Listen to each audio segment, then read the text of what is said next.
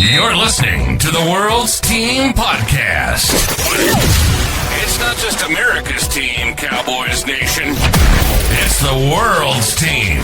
Now, here are your hosts, Paul Stewart and Mike Poland. How about them Cowboys?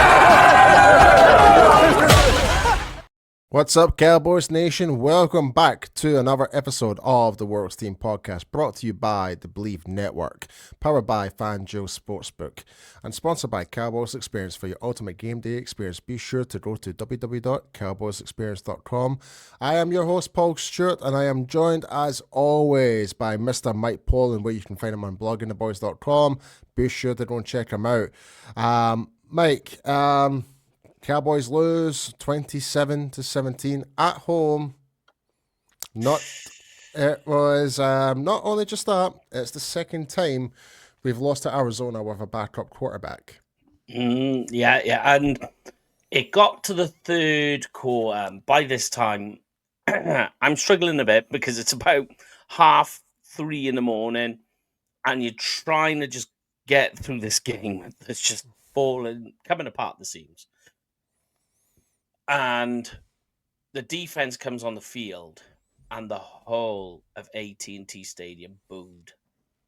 They were booing the defense. Yep. It's voices need to be heard, and we will talk about something that has just happened moments ago. Which, according to the NFL, is the big blockbuster trade that Jerry was talking about when he was on Sirius XFM with Stephen A. Smith, I believe, talking about trades. So we did have a trade, but we will talk about that briefly. But we are going to do our small segment covering the post game about the Arizona Cardinals. But I mean, I don't know if it's even worth talking about, Mike, because from top to bottom, it was just woeful. It really was. Yeah. I mean, offense couldn't get going. Defense did its usual Cowboys 2025 defensive theme of just not being able to stop the run, not being able to stop the pass, just everything going wrong at the same time. And like the only spark where you go, ooh, came from special teams. And you're just like, wow, that's Sam the Williams. way this game is going. Yeah, our guy. Yep, Sam Williams with Marshawn Nealand actually getting the touchdown. Yeah, it wasn't. I mean, what was funny is Marshawn Nealand was moving to get to that ball. It's good to see his straight line speed. It seems to be our current theme. Like, we make a massive play, like on the defensive teams or whatever special teams, but we just do not capitalize it whatsoever.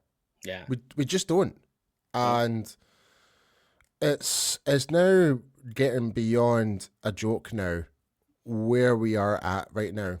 Like, luckily for us, right, the rest of our NFC East rivals are not doing so well. Also, there is that. The Eagles are maybe like 3-4 games ahead of us. Oh yeah, they could still lose games, but we're now going into the bye week.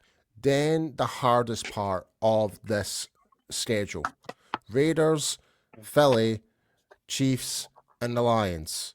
That's a gauntlet right now, and in quick succession too, because it's the Thanksgiving and there's a lot of condensed. It's a condensed schedule for that brief 3 weeks.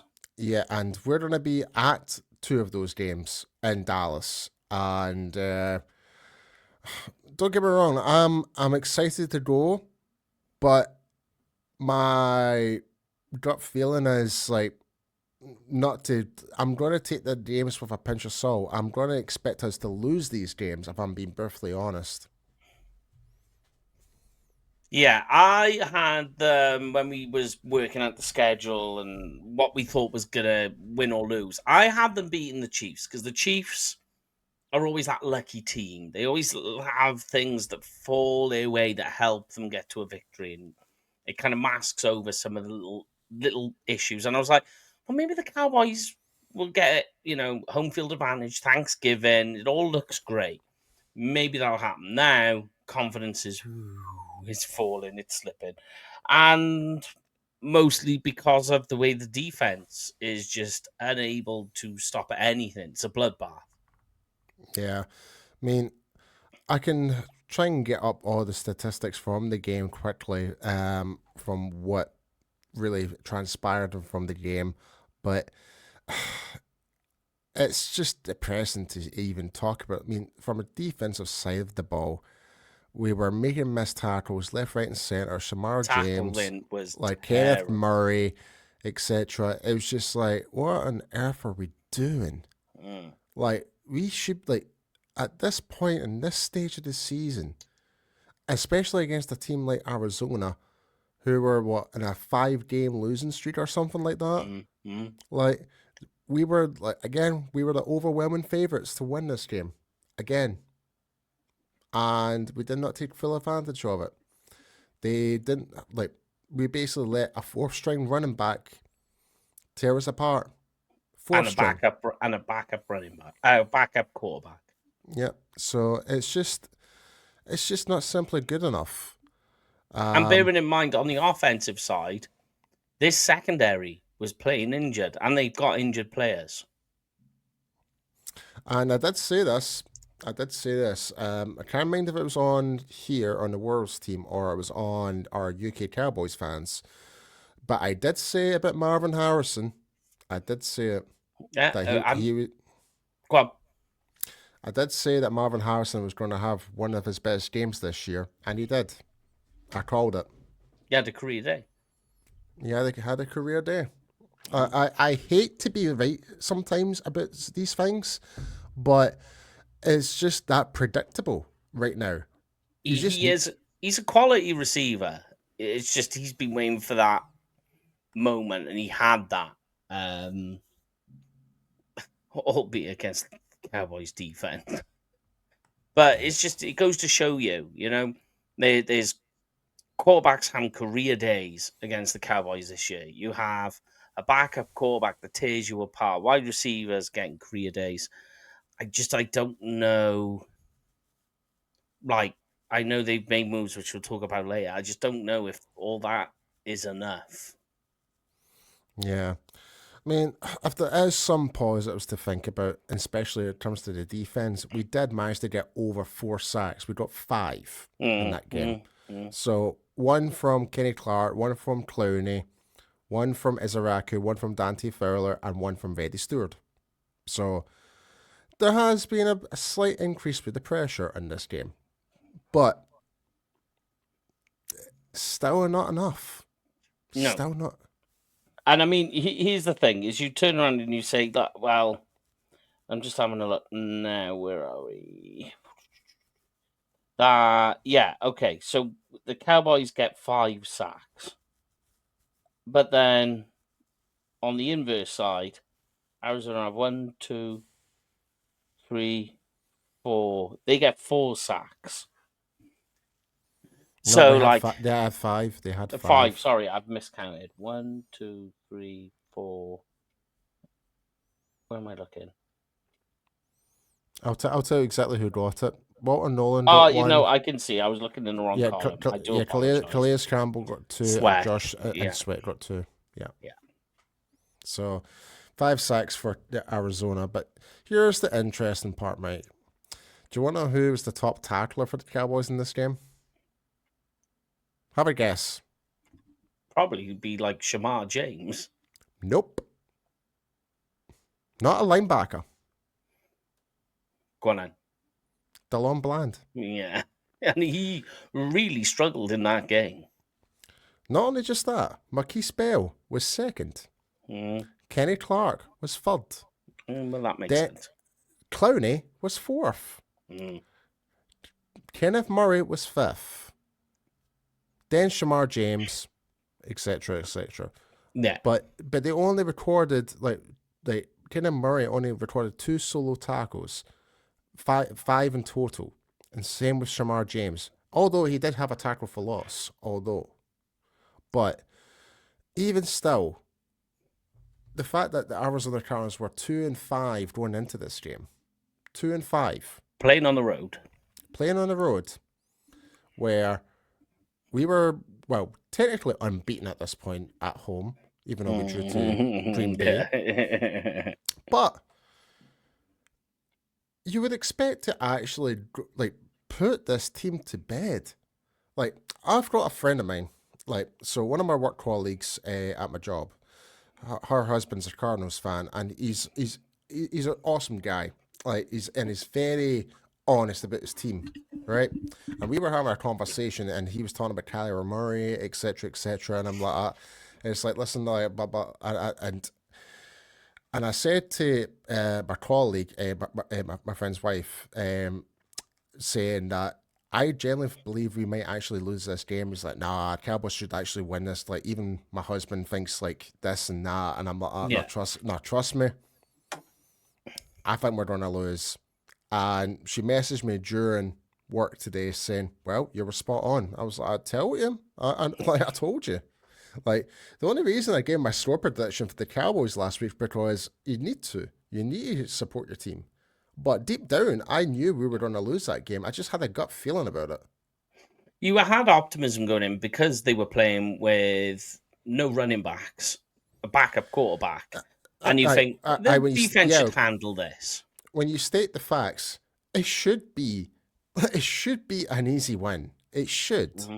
Yeah. But clearly that was not the case. But where do we go from here? Well, I can tell you, Mike. Where do we go from here? Well, today was the trade deadline day. Mm. All right.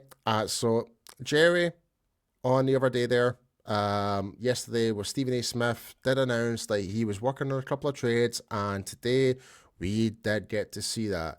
One being a linebacker from Cincinnati on Logan Wilson for a 7th round draft pick.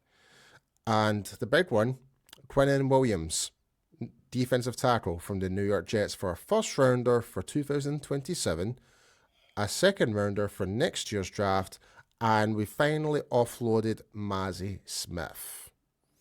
Now, my thing is about the trade, I like Quinnen Williams. I really like the player a lot. Very much. I think he's going to be a great acquisition to this team. Mm-hmm. But I am not particularly happy about the value of the trade. Particularly this 2nd round pick. Like, a lot of people are kind of like iffy about the 1st round pick. I get that. But for me, it's the 2nd round pick. Because knowing how we're playing right now, we're likely going to be early 2nd round. Like, within the top 10 in the 2nd round, I would say, based on how the projection of this football team is going. Right? It seems fair, yeah. So, when you kind of take that into consideration, look what we did last year. We got Donovan Ezeraku, a guy that should have been a 1st round draft pick. Right? Then you think about all these different types of players that we could actually need. Maybe not even with offense. Even if we don't, like, say, for example, right, we don't re-sign George Pickens. There could be a wide receiver there, right there, best player available, you could take in that 2nd round and actually bring him into the fold. We do not have that luxury no more. Mm-hmm. That's what's annoyed me. And also to add to the fact, obviously, Mazi Smith was a former 1st round draft pick. There you go. Right? The actual bells and whistles on that is the fact, okay, like, Mazi is on the lower end of his contract, like, still in his rookie contract, but we've basically let him go with a bow tie to the Jets as a gift wrap.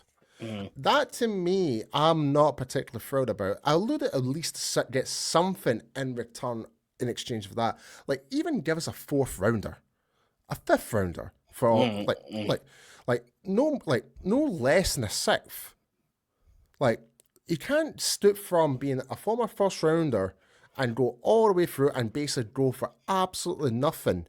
And it has no negative impact when it comes to the contracts in that way, compared to, like, Quinnen Williams. And this is another thing we're going to talk about. So, one, we've got Osa Odigizua, who just re-signed. 2, we just acquired Kenny Clark from the Green Bay Packers as part of the whole Micah Parsons trade. Micah deal, yeah. Yep. Now we've got Quinnen Williams. Now, Mike, you've got the facts and figures there right in front of you. What would be the total cost of all those 3 players for next year? 64 million on the cap. $64 million on the salary cap next year. Just for 3 defensive tackles. Yep. Well, and 2 of them have been in the league for quite some time. So, and Osa had his warts in the Arizona game. He had his moments where he struggled trying to come across, break through and cut across to try and make tackles. But the issue I have with the whole trade is look at what we've shipped off. So you've got rid of 2 first-rounders. Mazzy, okay, right? We can talk about that one underperforming, not reaching his draft value capital. Okay. You can swing either way on that conversation, but I probably agree Mazzy has had his struggle. He struggled. He didn't honor his first round draft capital. No, but he didn't. No, you've got rid of those 2. He didn't help himself for sure. No. So you get rid of Micah, you get rid of Mazzy, you get rid of a first round pick, you get rid of a second round pick, and in return, we've got Kenny Clark, Quinnen Williams, and Logan Wilson, all who have been in the league for quite some time. Well, Logan Wilson's not really part of that. That was a 7th round. That's completely No. separate. I'm just saying what we've got rid of and what we've got back in return. Right, Logan Wilson, go on. Sorry. Well, if you include the 7th round draft pick, then yes, then that parts to the equation. But yeah. I'm just like saying generally what's gone in and what's come out. Yeah. So when you look at all of that, plus you talk about this 64 million on the cap for people going, well, we got rid of Micah and we've got rid of Mazzy saving money on the cap. No, we're worse off. So you've done quite the opposite. So then you look at the whole thing and you've gone, so what have we got rid of and what we've got in, plus what we've got coming up in the future, plus what we've given away for the draft.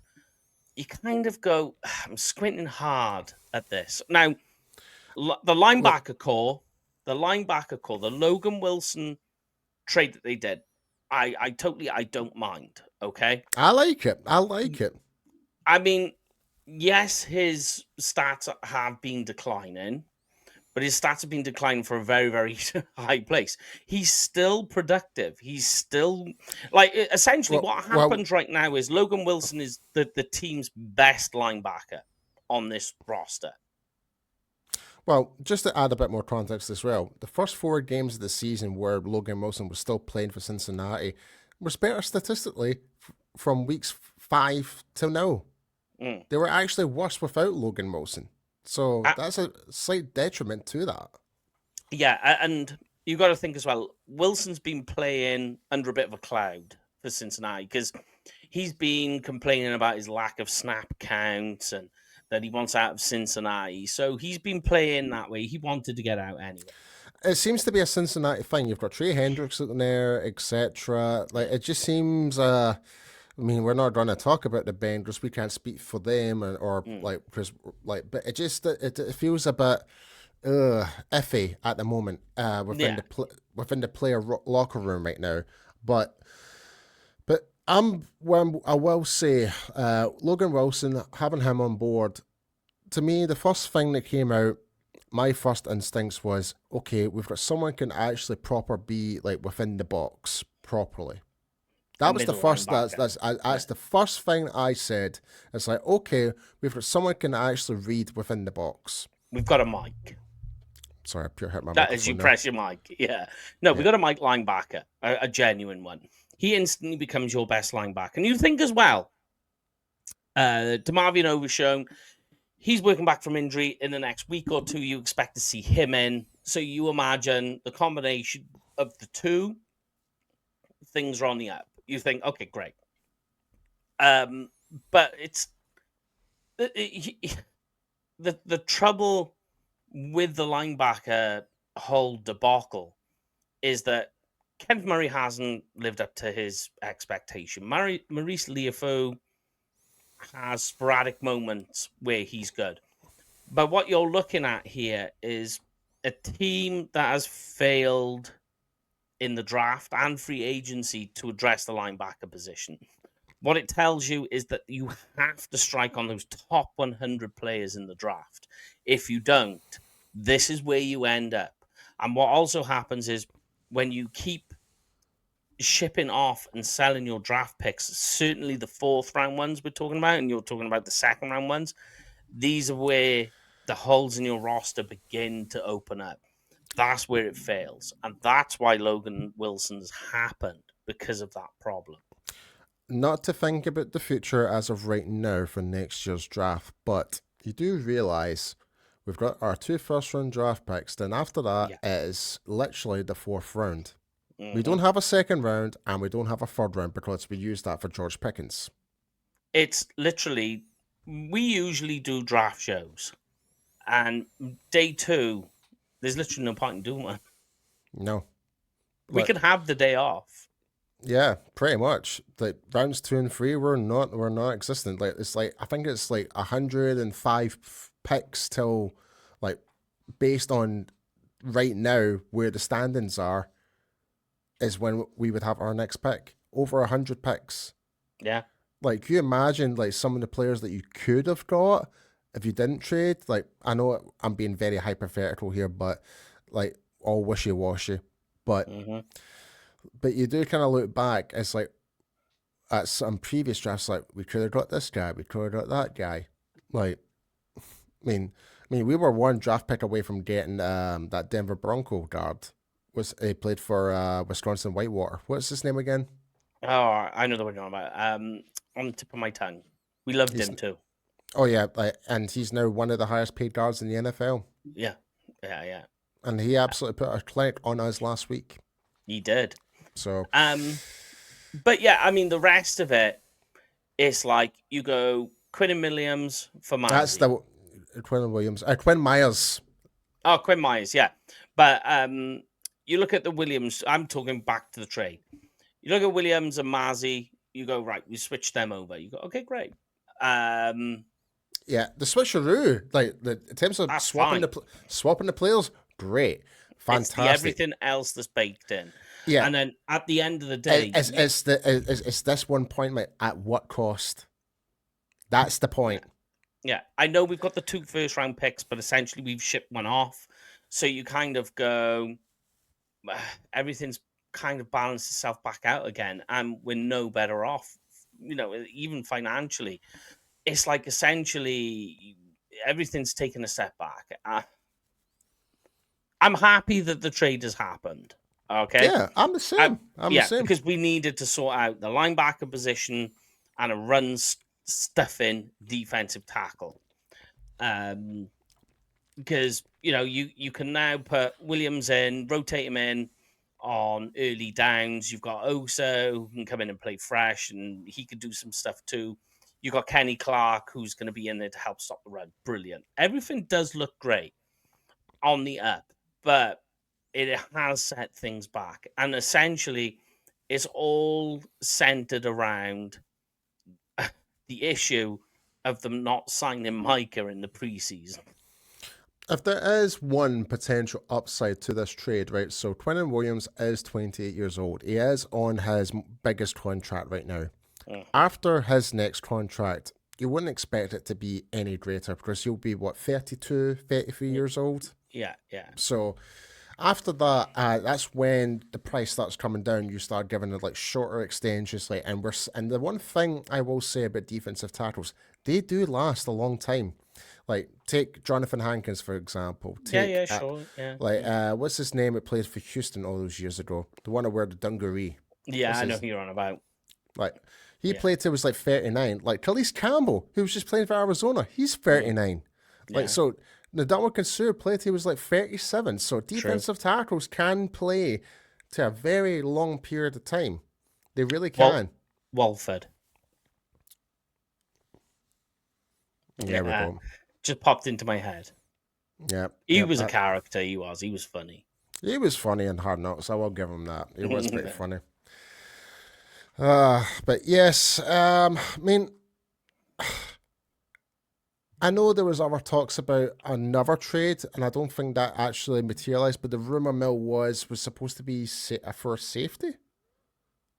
I think they were in talks about trying to sort the safety position out because that is something that does need sorting out. Yeah, Um, it was someone from Pittsburgh, I believe. I'm not sure. I was drifting in and out of things with all the stuff with the trades going on and everything else. I was up to my eyeballs in it before we come in the show. Yeah, just like we said, folks. Like by the time we were recording, like the trade list literally just happened. So we're still trying to process. Like, and here's the thing, like when you kind of look with the Dallas Cowboys, if Jerry did nothing, people would be angry. But Jerry did do something, but people are still kind of angry. I think it's angry because of context. The context of what we put it in. That you ship Micah off, you get a first round pick. You just sent a first and a second round pick back. You've got rid of Mazzy, okay. But you've made all these trades to bring all these guys in, and now we've got it's potentially costing more potentially. Like for those three players instead of the one, like I get it. Like for the one player, like what 40 million a year, but you're getting three players is adding up to 60 million. So, but you can cut one of them, or like trade one of them next year or whatever that. I mean, again, I'm really just ignore what I'm saying right now. But like I said, like now we're going into this bye week. Williams is coming in. He didn't just had his bye week with the Jets, Correct. so you just expect him to play right off the bat against the Las Vegas Raiders when we're back on the schedule. He should be fresh at least. Oh yeah, yeah. And Wilson, you can talk much the same because his snap count has gone down. For whatever reason. Yeah, it seems to be all good to go. It just wasn't getting featured much. So, hopefully a new breath of lease of life. I always keep saying and that's the thing. Like people might slander draft, like who we acquire, players they're not so familiar of, etc. But I'm always going to be rooting for them, make sure they actually prove it. Like I'm always the biggest firm believer of eating humble pie. That's one of my favorite sayings. Like I may not agree with the trade, but I'll be willing to eat the humble pie, be proven wrong. I mean, I want it to work. Obviously, nobody's saying, "Oh, it's not going to work." You want it to work, but it's just the anesthetics of it all.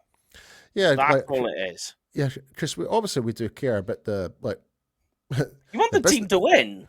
Yeah, one, we want the team to win, but also we don't want the team to be putting themselves in a hole where it comes to the cap and etc. and giving up things, and we're not going to be doing anything in the future. So there's a lot of factors why I can understand why a lot of Cowboys fans are particularly upset about it. But at the same time, I'm ecstatic that we do have Quinnen Williams in the building now.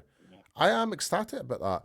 Do I think he's going to really deliver and actually, like I know a lot of our good friends, in particular J-Tuck, is really happy. He actually, and you know what the funny part is? He predicted this 4 years ago. When Quinnen Williams got drafted, he's like, Cowboys will trade for him at some point. He said that. Yeah.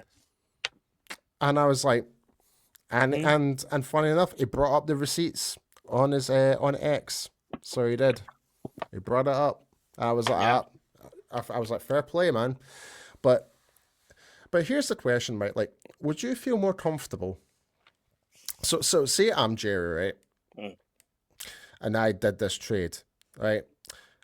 Would you be happy if it was just a first rounder and just Massey Smith,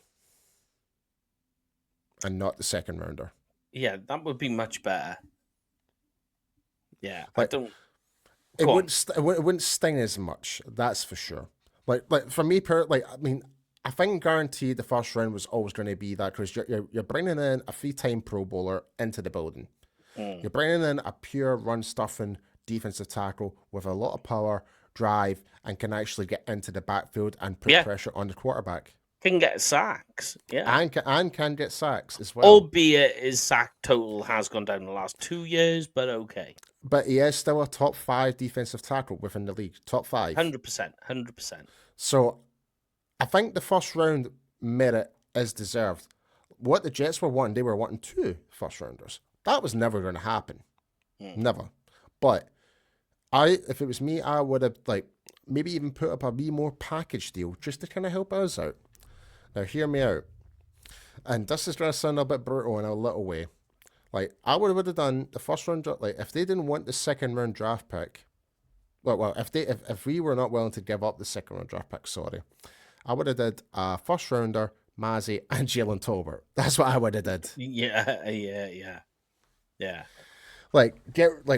Basically, cut loose of the, and it's horrible to say this, but basically, players that, I don't want to say dead wood, but you know where I'm going with that. Yeah, of course. Yeah. And I do like Tolbert. I think he's a great guy, but it's for him being the third rounder and some of the success we've had with previous third rounders, he hasn't lived up to the expectation. No. He really hasn't. And the wide receiver core for Dallas is loaded. Yeah, and with likes of the Jets right now, they could have done better on our wide receiver, and let's be honest. Yeah. But it is what it is, Mike. We're now going into the bye week. The Cowboys now are 3-5-1? Yep. I mean, definitely not what we expected for the Dallas Cowboys going into the 2025 season. I know, with Brian Schottenheimer being a first-time head coach, etc., I knew we were going to lose some games, but I didn't expect us to lose games. But it was mostly because of one side of the football team, and that's been on the defense. Because offensively, we've been making some great plays. We've been running the ball. Javonte Williams had a great, despite what, we didn't put much points on the board, I will say Javonte Williams, in terms of pass protecting, looked really great. I don't know, I can't remember, I think it might have been Buda Baker that came in with the blitz. Yes, it was. Yeah, but Javonte Williams knocked the socks off of him. Yeah. It was beautiful to watch. He smoked him on that chair. I was like, okay, this is great. This is good for Dak. But Javonte, at the same time, Javonte shouldn't have to do that. We shouldn't be in that situation. This is what the offensive line's for. But going back to the offensive line, we did have our struggles in this game. Yes. Cooper Beebe, first time back, really did struggle. He really did struggle with Walton Nolan in this game. I really felt. I didn't feel is he 100%? I didn't think he was. Then when you look at our both tackles, Guyton and Terrence Steele, really struggled with the edge. Really did. So I do have concerns now. But with the bye week, people can start to kind of heal up and maybe kind of refocus and try and gel together, try and salvage something if it's even possible at this stage. Man, I don't know. I mean, there's a chance. I mean, yeah, okay, you're 3-5-1, as you say, but there is always a chance, especially now. You think, okay, there's a chance that they can move things along, get into playoff football mode early to try and get to actual playoff football. And never forget... Essentially, we're doing a NFC playoff run in the next 3-4 games. Yeah. And don't forget, Paul, there was that one season not too long ago, a couple of years ago, Cowboys are trailing the Eagles, and the Eagles go on a run. I was just about to say that. They lose, and the Cowboys overtake them. Goes to show you in the NFC East. What was it? 8 games in a row they lost or something like that? Something like that. Yeah, it was really bad. Yeah, that was probably the biggest downfall from the Philadelphia Eagles standpoint, because that year was there for them. And I remember the Eagles fans wanted Sirianni sacked for that, but unfortunately they managed to regroup and they did win the Super Bowl the following year. They did do that. But it just shows anything could happen. Anything can happen. So who knows? At this stage, can we actually expect the magic wand to come up for this defense?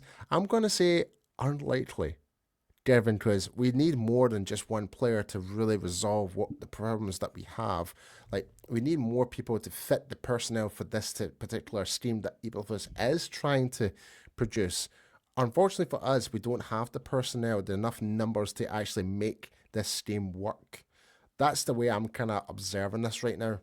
Because we are inheriting a lot of players from likes of Dan Quinn, likes of Mike Zimmer, and I'm not trying to defend Matt Eberflus. He should do a lot better. He should be doing a lot better. Oh, yeah. But at the same time, it's like he's only dealing with the deck of cards that he already has. And we're trying to do stuff with what we've got. You're dealing with NFL players. These guys play college, high school, some PE That's football. true. Yep. And these players, all of a sudden, they get to the Dallas Cowboys in 2025 and they've forgotten how to tackle. Like, the tackling in Arizona is some of the worst tackling I've ever seen the Dallas Cowboys do. It was atrocious. And I'm like, who's taught you these techniques? That is not how you tackle. What are you doing? Like, nudging people is not tackling. I don't know what that was. The only thing you can say is to go from how they were 1 year to this year is because that's how they're being coached. Yeah. And just another point as well. Another positive to think about, and I know we have been critical of our defensive line coach, Aaron Whitecotton, to a certain degree, like on top of Matt Eberflus, but he is getting one of his guys in Quinnen Williams. Yes, he is reuniting. He actually did kind of help him out during his early years at the Jets as well. So that's a good positive to think about, and not just that. Like, if Whitecotton is still here, next year, I'm just saying hypothetically, if he is still in next year, there is something to build upon on that. True. Yeah. Definitely. But yeah, folks. It's not the best of weekends, especially Monday Night Football, when the stars are all aligned and we had to witness possibly one of the most bizarre and embarrassing games we've had to witness on Monday Night Football at AT&T Stadium. And if you were watching the game like Mike and myself in the early hours in the morning here back in the United Kingdom, and if you're watching the likes from Germany and Italy, anywhere in Europe and beyond, then fair play to you. I don't know how you managed to do that. Because I'm struggling to keep my eyes open right now. Yeah. It's like, that's the reason why I'm keeping this podcast longer, just to make your eyes flicker. What was funny, I was talking to Jess Navarez last night, and she was just like, as the game was unfolding and it was getting worse, she was just like, Mike, just go to bed. And even Kyle Yeomans was like, come on, mate, hang in there. And I was like, oh, mate. Yeah. Big shout out to Kyle Yeomans and everyone at Talking Cowboys, and big shout out to Jess Navarez. We love those guys so much.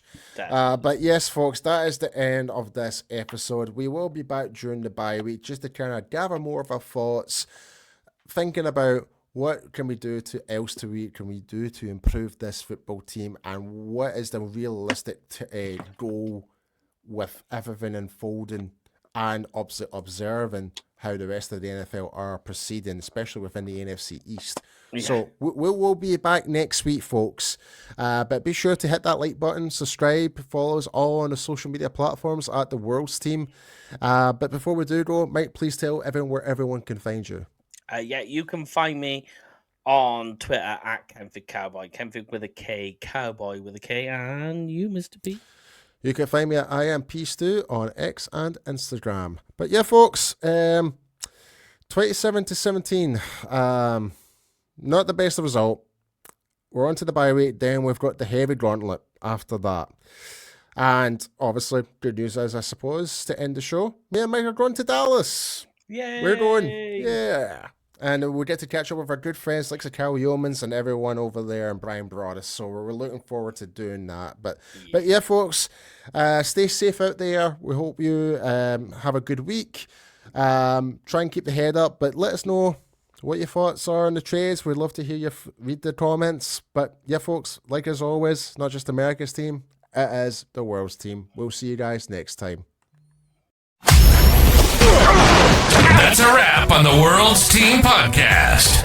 Smash that like button and hit subscribe, Cowboys Nation. This ain't just America's team, it's your team. Touchdown! It's the World's Team, only on Believe, where real fans live. How about them Cowboys?